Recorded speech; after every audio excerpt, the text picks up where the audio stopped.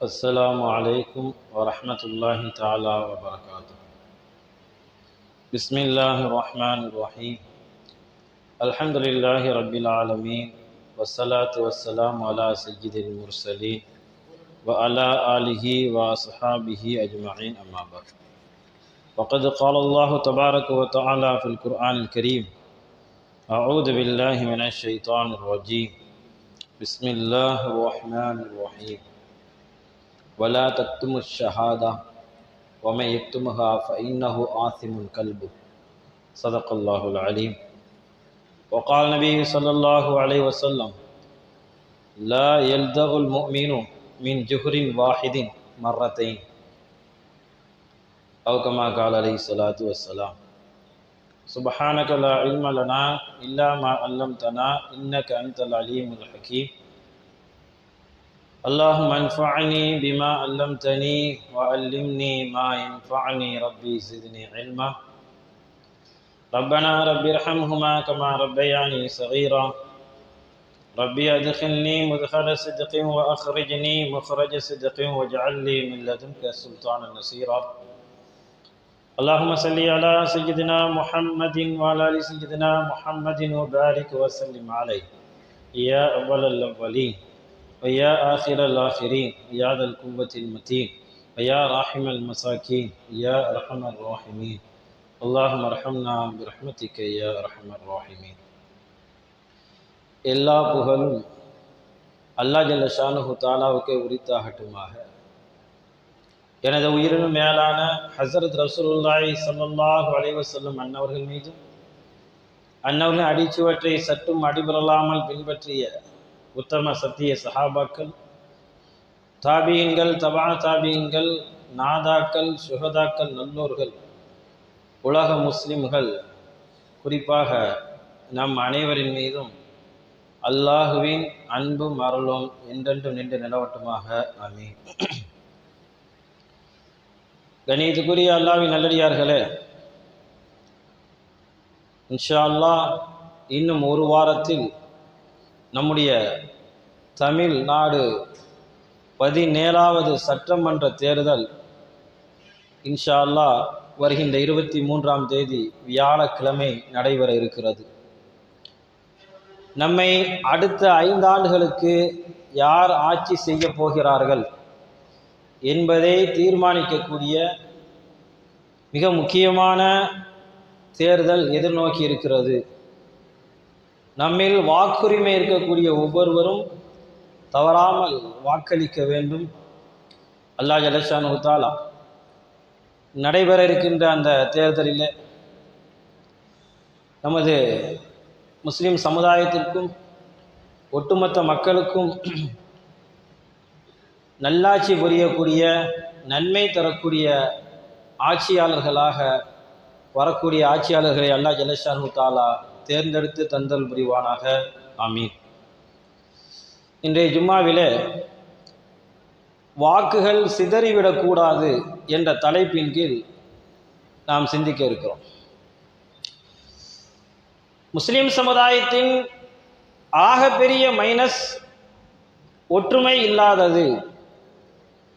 ஒற்றுமை இல்லாத காரணத்தால் எத்தனையோ தோல்வி அனுபவங்களை நாம் பெற்றிருக்கின்றோம். ஒன்றல்ல, இரண்டல்ல, ஏகப்பட்ட அனுபவங்கள் நமக்கு ஒற்றுமை இல்லாதனால் தோல்வி என்பது நமக்கு புரிந்திருக்கிறது. பெருமானார் ஸல்லல்லாஹு அலைஹி வஸல்லம் அவர்கள் சொல்லுவார்கள்: லா யல்தகுல் முஃமினு மின் ஜுஹரின் வாஹிதின் மர்ரத்தைன். ஒரு முஃமின் 2 தடவை ஒரே பொந்துக்குள் என்ன செய்ய விட மாட்டான், கையை நுழைக்க மாட்டான். விஷச்சந்துக்கள் இருக்கக்கூடிய ஒரு பொந்துலே ஒரு மூமினை பொறுத்தவரையும் 2 தடவை விட மாட்டான். முதல் தடவை அந்த பொந்துக்குள்ள விட்டோன விஷச்சந்து கடித்து விட்டது, பிறகு மறுபடியும் போய் அந்த பொந்துக்குள்ள கைவிட மாட்டான் என்ற கருத்திலே ரசூலுல்லாஹி ஸல்லல்லாஹு அலைஹி வஸல்லம் அவர்கள் சொல்லுவார்கள். இதனுடைய பொருளை நாம் பார்ப்போமே ஆனால், காசு பணத்தை கொடுத்து விட்டு மறுபடியும் ஒருத்தன் ஏமாற மாட்டான். ஒரு தடவை ஏமாந்துட்டான், மறுபடியும் போய் அதே இடத்துல போய் ஏமாந்து நிற்க மாட்டான். ஒரு தொழில் தொடங்கி நஷ்டமாகி போய்விட்டான், மறுபடியும் ஒரு மூமின் அதே மாதிரி தொழில் தொடங்கி நஷ்டமாக மாட்டான். எல்லா விதமான கருத்துக்களையும் இந்த ஹதீஸ் எடுத்துக்கொள்கிறது. அற்புதமாக ரசூல் ஸல்லல்லாஹு அலைஹி வஸல்லம் சொன்னார்கள், ஒரு மூமினை பொறுத்தவரையிலும் ஒரு பொந்துக்குள் 2 தடவை கைவிட மாட்டான். ஒரு தடவை கொத்து வாங்கிட்டான் அப்படின்னா 2வது தடவை கைவிடக்கூடாது. அதுதான் மூமினுடைய தன்மை என்றார்கள் பெருமானார் ஸல்லல்லாஹு அலைஹி வஸல்லம் அவர்கள். இன்று ஒற்றுமை என்பது எல்லா சமுதாயத்திலும் இருக்கிறது, நம்முடைய சமுதாயத்தில் இல்லாமல் போய்விட்டது. சொல்லப்போனால் எப்படி இருக்கிறது தெரியுமா? மற்றவர்கள் வெளியிலே பிரிவினை போன்று காட்டிக்கொள்கிறார்கள், அதாவது வெளியிலே பிரிவினை போன்று பிரிந்ததை போன்று நடிக்கிறார்கள், உள்ளத்தளவிலே ஒற்றுமையோடு இருக்கிறார்கள். நாம என்ன செய்கிறோம் அப்படின்னா, வெளியில ஒற்றுமை போன்று நடிக்கிறோம், உள்ளத்துல ஒற்றுமை கிடையாது. எப்போது உள்ளத்திலே ஒற்றுமை வருமோ அப்போதுதான் இந்த சமுதாயம் வெற்றி பெறும். அதனால்தான் ரசூல் ஸல்லல்லாஹு அலைஹி வஸல்லம் அவர்கள் நீங்கள் கவனமாக இருக்க வேண்டும் என்பதற்காகத்தான், மக்களுக்கு விளங்க வேண்டும் என்பதற்காக இந்த வார்த்தையை சொன்னார்கள். ஒரே பொந்துக்குள் நீங்கள் 2 தடவை கையை நுழைக்காதீர்கள். ஒரு தடவை நம்ம பட்டுட்டோம் அப்படின்னா சொல்லுவாங்களா இல்லையா? சிறந்த மருத்துவர் யார் தெரியுமா? ஒரு மனிதனுக்கு அனுபவம் தான். சிறந்த மருத்துவர் அனுபவம் தான். அதனால தான் ஸல்லல்லாஹு அலைஹி வஸல்லம் ஒரு தடவை கடி வாங்கிட்டீங்க அப்படின்னா மறு தடவை வாங்கி அந்த செயலை செய்யக்கூடாது. ரசூலுல்லாஹி ஸல்லல்லாஹு அலைஹி வஸல்லம் அவர்கள் நமக்கு எல்லா சூழ்நிலையும் நீங்கள் ஒற்றுமையாக இருங்கள், உங்களுக்கு வெற்றி தேடி வரும் என்று சொன்னார்கள். இன்னைக்கு சமுதாயம் எல்லா நேரத்திலும் பிரிந்து கிடக்கிறது. ஆகையினால் வெற்றி என்பது கேள்விக்குறியாய் கொண்டே போகிறது. இதற்கு நிறைய உதாரணங்கள் நம்ம சொல்லலாம். தேர்தலுடைய நேரமாக இருக்கின்ற காரணத்தினால் நாம் தேர்தலை நாம் நோக்குகிறோம், சிந்திக்குகிறோம். பல கடந்த தேர்தல்களை நீங்கள் எல்லாத்திலையும் நீங்கள் கவனித்து பார்த்தா தெரியும், ஒவ்வொரு இடத்திலையும் மற்றவர்கள் வெற்றி பெறுவதற்கான காரணம் என்று பார்க்கும் பொழுது, குறிப்பாக முஸ்லீம் அதிகமாக இருக்கக்கூடிய பகுதிகளிலே, தொகுதிகளிலே, முஸ்லீம்கள் அதிகமாக இருக்கக்கூடிய இடங்களிலே மற்றவர்கள் ஜெயிப்பதற்கான, வெற்றி பெறுவதற்கான மிகப்பெரிய காரணம், அந்த தொகுதியில் ஒரு 4 பேர் 5 பேர் முஸ்லீம் வேட்பாளர்கள் நிற்பார்கள். ஒற்றுமை இல்லாதன் காரணமாக அந்த 5 வேட்பாளருக்கு என்ன செஞ்சணும், ஓட்டு பிரிந்து போய் கடைசியாக மற்றவர்கள் வெற்றி பெற்று விடுகிறார்கள். பல உதாரணங்கள் இருக்கிறது. கடந்த ராஜஸ்தானுடைய தேர்தலில் அதாவது உள்ளாட்சி தேர்தலில் ஒரு வார்டுக்கு கிட்டத்தட்ட 6 முஸ்லீம் வேட்பாளர்கள் நிற்கிறாங்க. காரணம் ஒன்று தான், அந்த பகுதி முஸ்லீம் சமுதாய ஓட்டுக்கள் அதிகம், அதனால எப்படியும் ஜெயிச்சிடலாம்னு சொல்லிட்டு 6 பேர் நிற்கிறாங்க. இங்கே கடைசியாக முஸ்லீம் அல்லாத மற்ற வேட்பாளர்கள் அந்த இடத்திலே ஜெயித்து விடுகிறார். காரணம் என்ன தெரியுமா? இந்த 6 பேர் வாங்கின ஓட்டை விட ஒரு சில ஓட்டுகள் கூட வாங்கிட்டார். கூட்டி பார்த்தோம் அப்படின்னா இந்த 6 பேருடைய ஓட்டும் அந்த ஒரு நபர் வாங்கிய ஓட்டை விட அதிகமாக இருக்கிறது. ஓட்டுகள் சிதறிய காரணத்தினால் வெற்றி என்பது கேள்விக்குறியாகி போனது. இது மாதிரி நிறைய உதாரணங்கள் கடந்த தேர்தலில் சொல்லலாம். சமீபத்தில் ஒரு பிரமுகர், பிரதான ஒரு கட்சியினுடைய பிரமுகர் சொல்லக்கூடிய ஒரு செய்தி, முஸ்லீம்களுடைய பகுதிகளிலே நாங்கள் இப்படி திட்டமிடுகிறோம், அங்கே முஸ்லீம் வேட்பாளர்கள் நிறைய பேர் நிப்பாட்டணும் அப்படின்னு. நீங்கள் பார்த்துருக்கலாம், எல்லா கட்சிக்காரங்களும் என்ன செய்வாங்க, ஒரு பகுதியில் முஸ்லீம் வேட்பாளரை நிப்பாட்டுவாங்க. ஒரே இடத்துல முஸ்லீம் அதிகமாக இருக்கக்கூடிய தொகுதியில் நாமளும் என்ன செஞ்சிடறோம், சீட்டு கிடைக்கிறங்கிற அடிப்படையில் எப்படியும் ஜெயிச்சிடலாம் அப்படிங்கிற அடிப்படையில் அங்கே போய் நிற்கிறோம் தொகுதியில். கடைசியில் வெற்றி என்பது அது தோல்வியிலே முடிந்து போய்விடுகிறது. இப்படித்தான் நமக்கு எதிரியாக இருக்கக்கூடிய வென்று வருகிறாள் என்பது கடந்த தேர்தல்கள், அதாவது உள்ளாட்சி தேர்தலில் இருந்து, சட்டமன்ற தேர்தலில் இருந்து, பாராளுமன்ற தேர்தலில் இருந்து அத்தனையும் நமக்கு எடுத்துக்காட்டாக இருக்கிறது. அல்லாஹ்வுடைய பெரிய கிருபை, இந்த தேர்தலை பொறுத்த வரையிலும் கிட்டத்தட்ட முஸ்லிம் சமுதாயத்தின் பிரதான கட்சிகளாக இருக்கக்கூடிய எல்லா கட்சிகளுமே ஓரளவுக்கு ஒரு ஐக்கியமாக இருப்பதை நாம் பார்க்க முடிகிறது. இது அல்லாஹ் நமக்கு செய்த, இந்த தேர்தலை செய்த ஒரு மிகப்பெரிய ஒரு நன்மை தான். கடந்த தேர்தலில் நிறைய நம்ம பார்க்குறோம். கிட்டத்தட்ட ஊபியில் முஸ்லீம்கள் நிறைந்த பகுதி தேவ்பந்து. அதே மாதிரியே கேரளாவில் பல இடங்களில் முஸ்லீம்கள் இறைந்த பகுதிகள் இருக்குது. அங்கெல்லாம் சங் பரிவார்கள் கூட்டத்தில் உள்ளவர்கள் ஜெயித்திருக்கிறார்கள். காரணம் என்ன தெரியுமா? அங்கே வேட்பாளர்களாக ஒன்றுக்கும் மேற்பட்ட முஸ்லிம்கள் நிறுத்தப்பட்டிருக்கிறார்கள். அவர்களுடைய பிளானே அதான். நாம் நினைக்கிறது மாதிரி அவங்க நம்ம சமூக வலைதளத்தில் பேசிக்கிட்டு இருக்கோம், அவர்கள்லாம் முட்டாள்கள், அவர்கள்லாம் என்ன செய்யணும், கேலி பண்ணிக்கிட்டு இருக்கிறோம். ஆனால் அவர்கள் தான் சரியான பாதையை நோக்கி போயிட்டு இருக்கிறாங்க. இன்னும் 5 வருஷத்துல நம்ம என்ன செய்யணும், இன்னும் 10 வருஷத்துல என்ன பண்ணணும், இன்னும் 50 வருஷத்துல நம்ம என்ன செய்யணும், இந்த நாட்டை எப்படி கொண்டு வரணும், நாம தான் எந்த பிளானும் இல்லாமல் அப்படியே போயிட்டே இருக்கிறோம். சொல்லப்போனால் பின்தங்கி இருக்கிறோம். முதல் காரணம் ஒற்றுமை இல்லாமை. நிறைய காரணங்கள் இருக்கு. முதல் காரணம் ஒற்றுமை இல்லை. 2வது மிகப்பெரிய காரணம் எல்லாருக்கும் தெரிஞ்ச காரணம் தான், யாரும் என்ன செய்யறதுல பதவியை விட்டு இறங்குறது இல்லை. ஒருத்தர் ஒரு பதவியில் இருந்தாரா கடைசி மௌத்தா போற வரை அவர் தான் பதவியில் இருக்கணும். இதனாலேயே நம்முடைய முஸ்லிம் சமுதாயம் மிகப்பெரிய பின்னடைவு. கொஞ்சம் நீங்க யோசித்து பார்த்தா தெரியும். நமக்கு எதிரியாக இருக்கக்கூடிய அரசியல் கட்சிகளை கொஞ்சம் கூர்ந்து கவனிங்க. கிட்டத்தட்ட 70 வயசுக்கு மேலே யாரையும் வைக்கிறது இல்லை. சின்ன சின்ன ஆட்கள் இன்னைக்கு ஒவ்வொரு மாநிலத்துடைய முதலமைச்சர்கள். முதல் முறை எம்எல்ஏ ஆனவர் முதலமைச்சராக இருக்கிறாரு. இன்னைக்கு நம்ம சமுதாயத்தில் ஒருத்தர் எம்எல்ஏ இருந்தார் அப்படின்னா ஏற்கனவே அடுத்த முறை இன்னொருத்தருக்கு வாய்ப்பு கொடுக்க முடியல. இப்ப இந்த நிலைமை இருக்கிறது. நம்முடைய சமுதாயத்தில் இன்னும் பின்னடைவை நோக்கி போய்கிட்டே இருக்கிறோம்.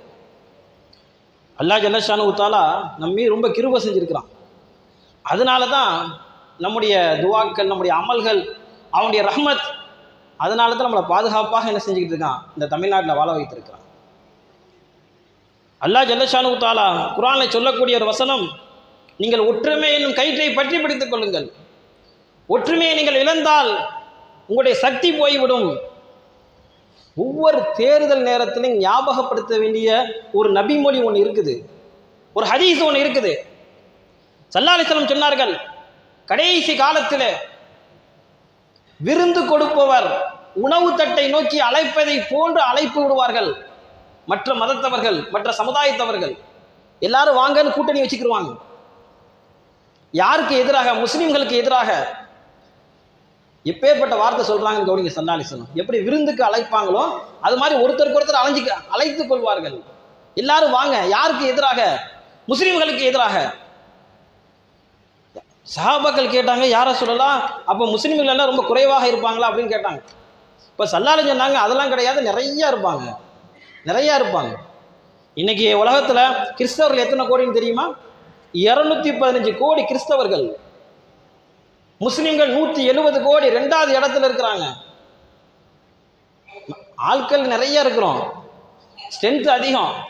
ஸல்லல்லாஹு அலைஹி வஸல்லம் ஹதீஸ்ல சொன்னாங்க, நீங்கள் அதிகமாகத்தான் இருப்பீர்கள், என்றாலும் உங்களுடைய உள்ளத்தில் கொஞ்சம் பலகீனம் இருக்கும். எதிரிகளுடைய உள்ளத்தில் ஒரு பயம் இருக்கும். என்ன? ஏற்கனவே பயம் இருந்திருக்கும். இந்த கடைசி காலகட்டத்தில் அந்த பயம் இல்லாமல் போய்விடும்.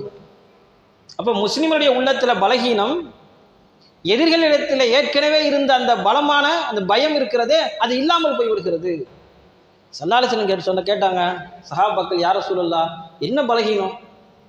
ரசூலுல்லாஹி ஸல்லல்லாஹு அலைஹி வஸல்லம் அவர்கள் சொன்னார்கள், முஸ்லிம்களுக்கு என்ன கடைசி நேரத்தில் இப்படி ஒரு பலகீனம் உள்ளத்தில் இருக்கும், உலகத்துடைய ஆசை வந்துவிடும், மௌத்தை வெறுப்பார்கள். 2 விஷயம் சொன்னாங்க ஸல்லல்லாஹு அலைஹி வஸல்லம். இன்னைக்கு அப்படித்தான் உலகத்தில் கட்டி இழுக்கிறன்னு நினைக்கிறோம். எந்த சமுதாயத்திலும் மௌத்தை பற்றி இப்படி சொன்னதில்லை, எந்த சமுதாயத்திலும் மறுமையை பற்றி இப்படி பயமுறுத்தப்பட்டதில்லை. ஆனால் நம்முடைய ஷரியத் சொல்லி தந்திருக்கிறது, குர்ஆனும் ஹதீஸும் மறுமையை நோக்கிய பயணத்தை சொல்லுகிறது. ஆனால் நம்ம எப்படி நடந்துக்கிறோம்? இந்த உலகத்தையே கட்டி இழுக்க வேண்டும் என்ற எண்ணம். அதே மாதிரியா மௌத்தை வெறுக்கிறோம், மௌத்து வந்துடக்கூடாதுன்னு நினைக்கிறோம். இந்த பலகீனம் தான் நாளைக்கு எதிரிகளுடைய உள்ளத்தில் பயத்தை போக்கு விடுகிறது. ஒரு விடுமுறை நாளில் முல்லா நஸ்ருதீன் ஒரு கதை நீங்கள் கேள்விப்பட்டிருக்கலாம். ஒரு விடுமுறை நாளில் முல்லா நஸ்ருதீன் ஒரு இறைச்சியை வாங்கிட்டு போனார். கடைக்கு போய் கொஞ்சம் கறி வாங்கிட்டு போனார். பக்கத்தில் இருந்த கடையில் புத்தக கடை, இங்கே அந்த கறியை எப்படி சமைக்கிறது அப்படிங்கிற புத்தகத்தையும் சேர்த்து வாங்கிட்டு போனார். கொஞ்சம் தெருவில் போயிட்டு இருக்கும் பொழுது ஒரு நாய் வந்து அவர் கையில் வச்சிருந்த முல்லா நஸ்ருதீன் தெருவில் அப்படியே போகிறாரு. கையில் கறி பை இருக்குது, வாங்கின எப்படி அந்த கறியை சமையல் பண்ணுறது அப்படிங்கிற அந்த புத்தகம் இருக்குது. தெருவில் போயிட்டு இருக்கும் பொழுது ஒரு நாய் வருது. அந்த நாய் வந்து அவர் கையில் வச்சிருந்த அந்த கறி பையை அப்படியே பிடுங்கிட்டு போயிடுது. அவர் எந்த விதமான பதட்டமும் இல்லாமல் மறுபடியும் நடந்து போகிறார். அதை பார்த்த ஒருத்தர் கேட்குறாரு, முல்லாவே உங்களுடைய நீங்கள் வச்சிருந்த இறைச்சி பையை நாய் பறிச்சுட்டு போகுது. உடனே முல்லா சொன்னார், அந்த பையை தானே அது பறிச்சுட்டு போகுது, அதை எப்படி செய்யுங்கிற சமையல் புத்தகம் என்கிட்ட தானே இருக்குது அப்படின்னு சொன்னாராம். இதே மாதிரி தான் இந்த முஸ்லீம் சமுதாயம். அல்லாஹ் பாதுகாக்கும். சில விஷயங்களை தெளிவுபட நம்ம சொல்ல முடியாது, எல்லாருக்குமே தெரிஞ்ச விஷயம்தான். சுயநலம் அத்தனை சுயநலம் நம்மகிட்ட தான் இருக்குது. அதனால தான் நம்ம பின்னடைவுக்கு போயிட்டே இருக்கிறோம். முஸ்லீம் அமைப்புகள், முஸ்லீம்களுடைய அமைப்புகளின் அவல நிலையை நாம் யோசிக்கும் பொழுது அரசியலில் உரிய பங்களிப்பு நமக்கு கிடைக்கல. உரிய பங்களிப்பு இல்லைங்கிறத மேடை போட்டு நம்ம பேசுகிறோம், ஆனால் அதற்குண்டான வழிமுறைகள் நம்ம செய்யலை. அல்லாஹ் ஜல்லஷானு தஆலா இந்த தேர்தலில் ஒரு ஒற்றுமையை நமக்கு ஏற்படுத்தியிருக்கிறான். பிரிஞ்சு போய் இல்லாமல் ஒரே கட்சியின் கீழ் நம்முடைய முஸ்லீம் சமுதாயத்தின் பிரதான கட்சிகள் ஒன்று சேர்ந்திருப்பது உண்மையிலே வரவேற்கத்தக்கது. அல்லாஹ் நம்மை செய்த மிகப்பெரிய ஒரு அருள். இஸ்லாமிய கண்ணோட்டத்தில் தேர்தல் என்று வரும்பொழுது நாம் பெற்ற வாக்குரிமை என்பது மிக நமக்கு முக்கியம். இந்த வாக்கு செலுத்துவது என்பது ஏதோ ஒரு தேசத்தின் கடமை மட்டுமல்ல. இஸ்லாமிய சட்டத்தின் முறை நாம் பார்க்கும் பொழுது நம்ம ஒரு சாட்சி சொல்றது மாதிரி. ஒருத்தர் வந்து சாட்சி சொல்ல கூப்பிட்டா அப்படின்னா நம்ம மறுக்கக்கூடாது. நல்ல விஷயத்துக்கு நம்ம சாட்சி சொல்லணும், சாட்சியை மறைக்கக்கூடாது. குர்ஆன் சொல்லுகிறது, வலா தக்துமு ஷஹாதா, சாட்சியை நீங்கள் மறைக்க வேண்டாம். ஒமை எக்துமா, யார் சாட்சியை மறைக்கிறார்களோ ஃபஇன்னஹு ஆஸிமுல் கல்பு, அவர் பாவின்னு குர்ஆன் சொல்லி தருகிறது. இந்த ஓட்டு போடுறது இருக்கிறதே ஷரியத்துடைய கண்ணோட்டத்தில் சாட்சி சொல்றது மாதிரி. இந்த தேர்தலில் நாம் ஓட்டு போடுறது, அந்த பட்டனை அழுத்துறது அப்படிங்கிறது ஒரு நல்ல ஆட்சியாளரை சமுதாயத்திற்கு இவர் நல்லது செய்வார் என்று நான் சாட்சி கூறுகிறேன், பரிந்துரை செய்கிறேன் என்று சொல்வதுதான் அந்த வாக்கு பட்டனை அழுத்துறது. அதனால இந்த தேசத்தின் மிக முக்கியமான கடமை வாக்கு செலுத்துவது.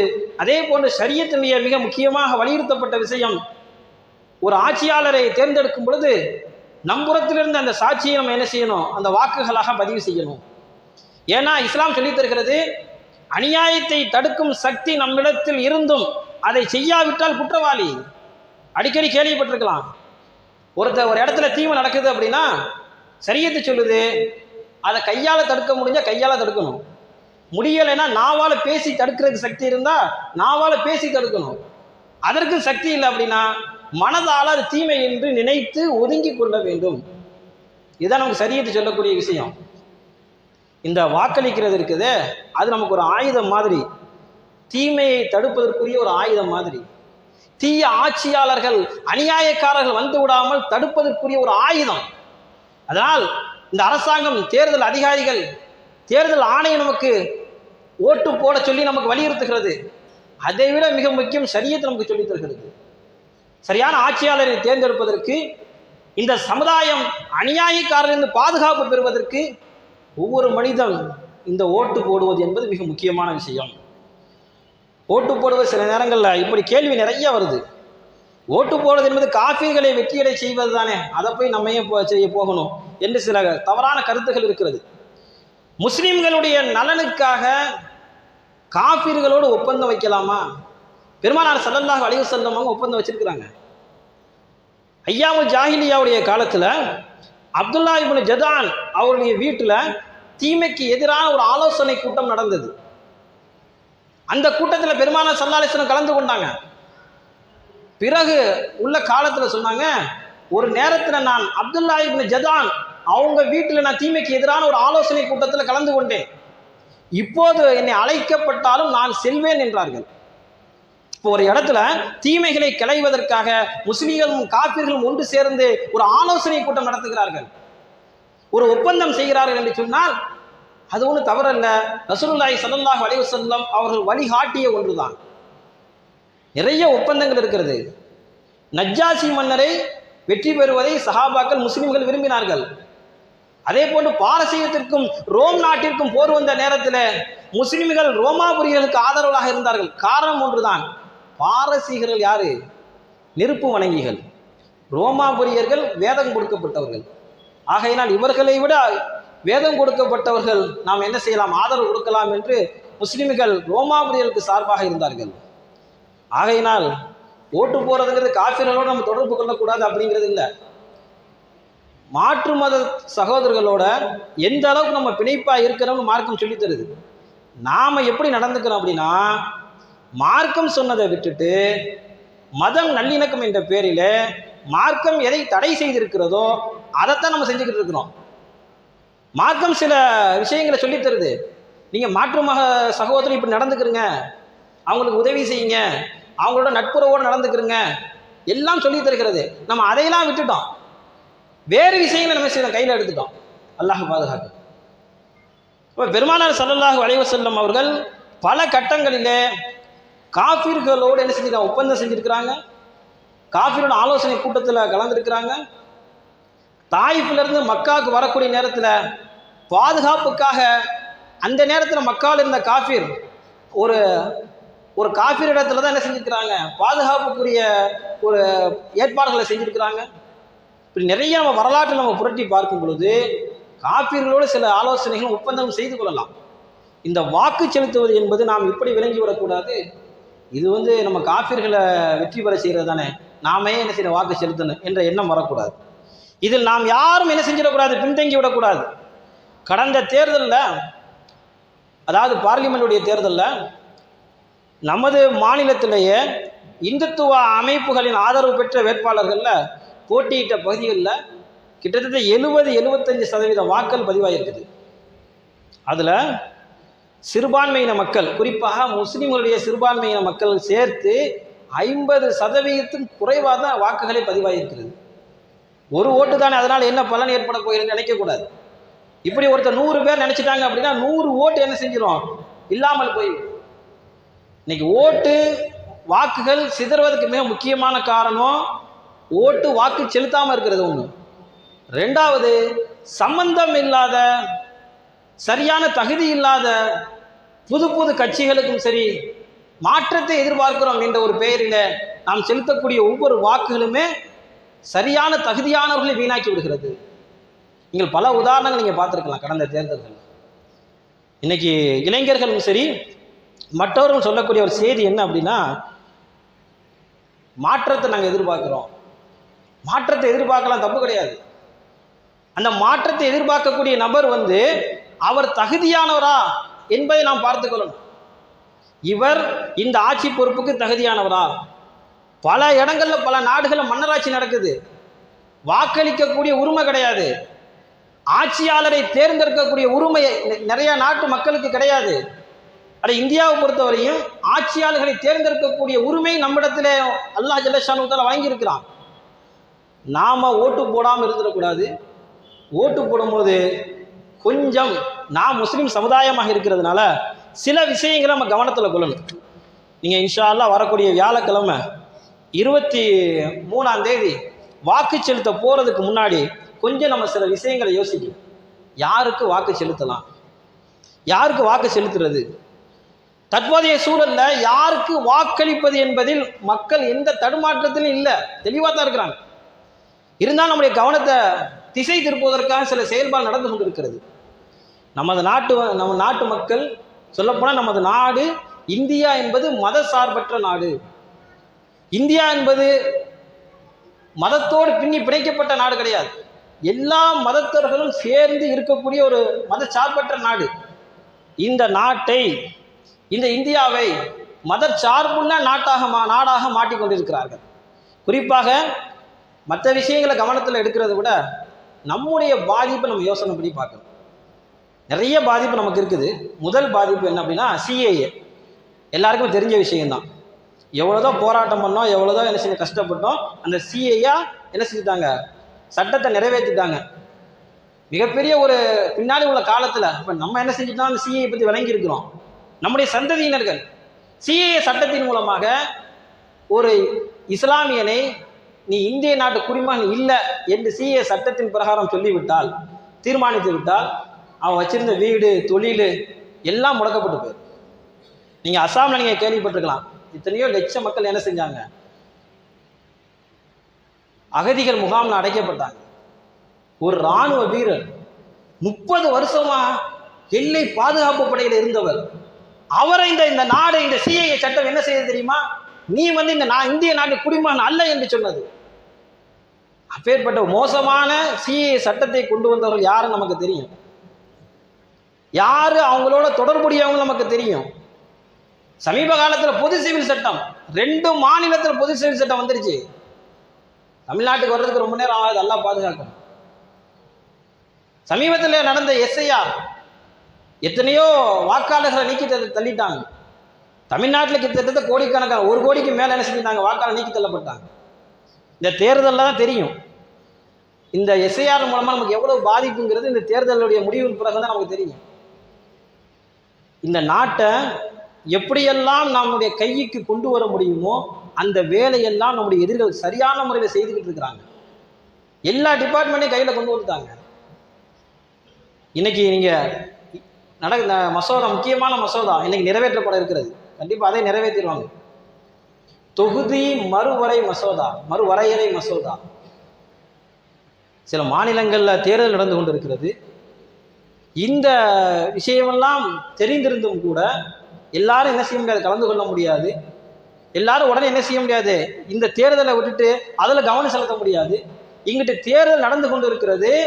ஆனால் இப்பொழுது அவசியமே இல்லாத தொகுதி வரையறை மசோதாவை என்ன செஞ்சிருக்கிறாங்க, இன்னைக்கு கொண்டு வந்திருக்கிறாங்க. இதனால் எவ்வளோ பெரிய பாதிப்பு தெரியுமா? மக்கள் தொகையின் அடிப்படையில் தொகுதிகள் என்ன செய்யப்படி அதிகமாக்கப்படுகிறது. கிட்டத்தட்ட 543 தொகுதி ஏற்கனவே இருக்குது பார்லிமெண்ட்டில். மக்களவை தொகுதி 543 தொகுதியில் இப்போ அதை அதிகப்படுத்தி 850 தொகுதி வரையிலும் அதிகப்படுத்துறதுக்கு மசோதா ஏற்பாடு செய்யப்பட்டிருக்கிறது. இதில் மக்கள் தொகைக்கு ஏற்ப என்று வரும் பொழுது தமிழ்நாட்டில் இந்த 40 தொகுதிக்கு அதிகபட்சமாக ஒரு 60 தொகுதி கூடலாம், 60 எம்பிக்கள் கூடலாம். ஆனால் மற்ற மாநிலங்களில் நிறையா கூடுது. ஊபியில், பீகாரில், வட மாநிலங்களில் நிறையா கூடுது.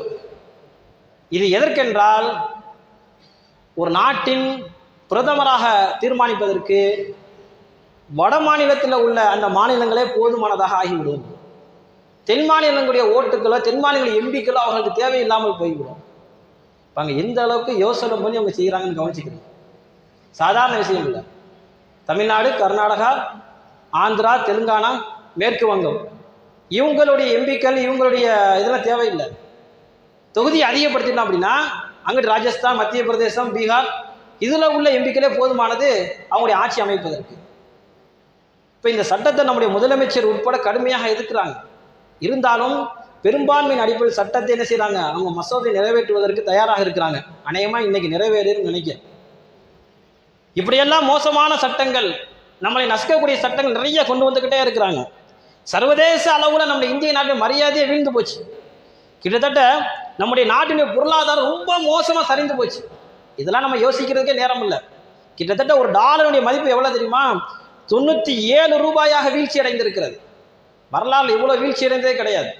அவ்வளவு பணவீக்கம், பொருளாதார பிரச்சனைகள் இத்தனையும் விட்டுவிட்டு இவர்கள் இந்த நாட்டை இதற்கு பிறகு யாரும் ஆட்சிக்கு வந்து விடக்கூடாது என்ற ரீதியில் மிகப்பெரிய ஒரு அஜெண்டாவை தயாரித்து அதன்படி சென்று கொண்டு இருக்கிறாங்க.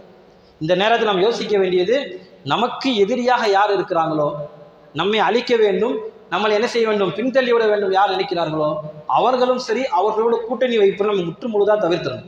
இது ஒரு விஷயம். ரெண்டாவது, சினிமா மோகத்திலோ அல்லது மாற்று சில பேர் சொல்லிக் கொடுக்குறார்கள் அல்லவா, இல்லை இவங்களை எப்போது இவங்க தான் வந்துக்கிட்டே இருக்கிறாங்க, ஒரு மாற்றத்துக்கு நம்ம போடலாம், மாற்றத்துக்கு போடலாம். நல்லா யோசனை பண்ணி பாருங்க. அரசியல் அறிவு எவ்வளவு இருக்கிறது என்பதை யோசித்து பாருங்க. ஆட்சி நடத்தக்கூடிய தகுதி இருக்கிறதா என்பதை கொஞ்சம் யோசித்து பாருங்க. இது என்ன நடக்கும் அப்படின்னா, நம்ம மாற்றி மாற்றி ஓட்ட போட்டோம் அப்படின்னா எல்லாமே வாக்குப்பெல்லாம் சிதறி போயிடும். கடைசியில் நமக்கு சாதகமான ஆட்கள் நம்ம இழந்துருவோம். இப்போ இந்த வார்த்தையை சொன்னோன்னே இன்னொரு கேள்வி ஒன்று வரும், யார் நமக்கு சாதகமாக இருக்கிறா அப்படின்னு. யார் நமக்கு சாதகமாக இருக்கிறா? உண்மையிலே நமக்கு யாரும் சாதகமாக இருக்கிறது இல்லை. இப்போ எப்படி பார்க்க வேண்டியது இருக்குது அப்படின்னா, விரோதி, மிக விரோதி, மிக மோசமான விரோதி, 3 டைப் நம்ம எடுத்துக்கிறோம் இப்போ இந்த தேர்தலில். இப்போ மிக மோசமான விரோதிக்கு போடுறதா, அல்லது மிக விரோதிக்கு போடுறதா, அல்லது விரோதிக்கு போகிறதாங்கிற முடிவை நம்ம எடுத்துக்கிறோம். எல்லாமே நமக்கு என்ன செய்கிறாங்க, கொஞ்சம் அநியாய மனத்தையும் செய்கிறாங்க. இருந்தாலும் கூட சில விஷயங்களை கவனித்து பெரிய பெரிய தாக்குதல்கள் என்ன செய்யல, சில கட்சிகள் நமக்கு கொடுக்கல. பெரிய பெரிய நாட்டை விட்டே துரத்திடணும், இவங்க இல்லாமல் ஆக்கிடணும், இவங்களை அடிமையாக கொண்டு வந்துடணும், இவங்கள்ட்ட இருக்கக்கூடிய இஸ்லாமிய சட்டத்தை பறிச்சிடணும், இவங்களுடைய பெண்களை புர்கா போட விடக்கூடாது, இந்த மாதிரி விஷயங்கள்லாம் சில கட்சிகள் அறவே செய்யல. குறைஞ்சபட்சம் நம்ம அந்த மாதிரியான கட்சிக்காவது ஆதரவு கொடுக்கலாம். நம்ம இந்த பயானில் நீங்கள் இதுக்கு தான் ஓட்டு போடுங்கன்னு சொல்லக்கூடிய நோக்கம் கிடையாது. நம்முடைய சமுதாயத்தை நினைச்சு நம்மளே கவலைப்படக்கூடிய ஒரு சூழ்நிலை தான் இது. அதனால் நம்ம பின்னடைவுக்கு போய்விட வேண்டாம். நீங்கள் என்ன செய்யுங்க, உங்களுடைய ஒவ்வொரு குடும்பத்தையும் கட்டுப்படுத்துங்க, ஒவ்வொரு குடும்பத்தை விளக்கத்தை சொல்லுங்க. சிஏஏ கொஞ்சம் சொல்லுங்க, சிஏஏ வந்துருச்சு என்ன சூழ்நிலை, சிஏடைய பாதிப்பு என்னென்னலாம் இருந்துச்சு. அதே மாதிரி கடந்த 5 ஆண்டு காலங்கள் நம்ம முஸ்லீம் சமுதாயம் தமிழ்நாட்டில் எந்த பிரச்சனையும் இல்லாமல் அல்லாஹ்வுடைய கிருபையில் ஓரளவுக்கு நிம்மதியாக இருந்தோம்.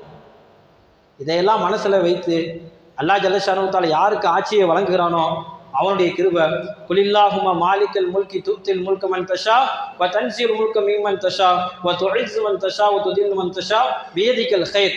ஆட்சியை வழங்குவதும் ஆட்சியை பறிப்பதும் ஒருத்தரை கீழே இறக்குவதும் மேல் இறக்குவதும் எல்லாமே அல்லாஹ்வுடைய கையில் தான் இருக்குது. அல்லாஹ் ஜல்ல ஷானஹு தஆலா நம்முடைய தமிழ்நாட்டிலே ஒட்டுமொத்த சமுதாயத்திற்கும் குறிப்பாக முஸ்லிம் சமுதாயத்திற்கும் நன்மை தரத்தக்க ஆட்சியாளர்கள் அல்லாஹ் ஜல்ல ஷானஹு தஆலா வழங்கி அருள் புரிவானாக. ஆமீன். வாஹிரு தஅவானா அல்ஹம்துலில்லாஹி ரப்பில் ஆலமீன். அஸ்ஸலாமு அலைக்கும் வரஹ்மத்துல்லாஹி தஆலா வ பரகாத்துஹு.